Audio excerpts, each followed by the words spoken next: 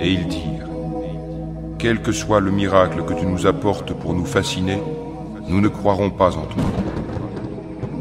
Et nous avons alors envoyé sur eux l'inondation, les sauterelles, les poux ou la calandre, les grenouilles et le sang, comme signes explicites. Mais ils s'enflèrent d'orgueil et demeurèrent un peuple criminel. Et quand le châtiment les frappa, ils dirent, « Ô Moïse, invoque pour nous ton Seigneur en vertu de l'engagement qu'il t'a donné. Si tu éloignes de nous le châtiment, nous croirons certes en toi et laisserons partir avec toi les enfants d'Israël. » Ô les croyants, entrez en plein dans l'islam et ne suivez point les pas du diable, car il est certes pour vous un ennemi déclaré. Puis si vous bronchez après que l'épreuve vous soit venue, sachez alors qu'Allah est puissant et sage. Qu'attendent-ils sinon qu'Allah leur vienne à l'ombre des nuées, de même que les anges, et que leur sort soit réglé? Et c'est à Allah que toute chose est ramenée. Demande aux enfants d'Israël combien de miracles évidents nous leur avons apportés. Or quiconque altère le bienfait d'Allah après qu'il lui soit parvenu, alors Allah vraiment est dur en punition.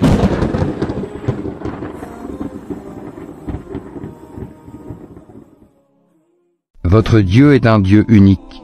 Ceux qui ne croient pas en l'au-delà, leur cœur nie l'unicité d'Allah, et ils sont remplis d'orgueil.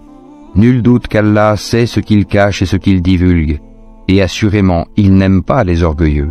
Et lorsqu'on leur dit « Qu'est-ce que votre Seigneur a fait descendre ?» ils disent « Des légendes anciennes. Qu'ils portent donc au jour de la résurrection tous les fardeaux de leurs propres œuvres ainsi qu'une partie des fardeaux de ceux qu'ils égarent sans le savoir. Combien est mauvais le fardeau qu'ils portent. » Et ne pense point qu'Allah soit inattentif à ce que font les injustes. Il leur accordera un délai jusqu'au jour où leurs regards se figeront. Ils courront, suppliant, levant la tête, les yeux hagards et les cœurs vides. Et avertis les gens du jour où le châtiment les atteindra, et ceux qui auront été injustes diront « Ô notre Seigneur, accorde-nous un court délai, nous répondrons à ton appel et suivrons les messagers. » N'avez-vous pas juré auparavant que vous ne deviez jamais disparaître? Et vous avez habité les demeures de ceux qui s'étaient fait du tort à eux-mêmes. Il vous est apparu en toute évidence comment nous les avions traités, et nous vous avons cité les exemples.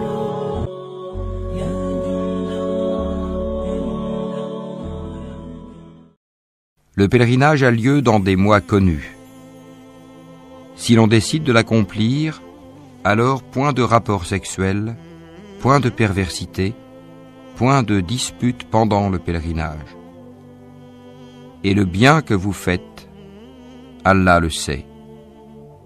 Et prenez vos provisions, mais vraiment la meilleure provision est la piété. Et redoutez-moi, ô doués d'intelligence. Ce n'est pas un péché que d'aller en quête de quelque grâce de votre Seigneur. Puis, quand vous déferlez depuis Arafat, invoquez Allah, à Al-Mashair, Al-Haram, Al-Muzdalifa, et invoquez-le, comme il vous a montré la bonne voie, quoiqu'auparavant vous étiez du nombre des égarés.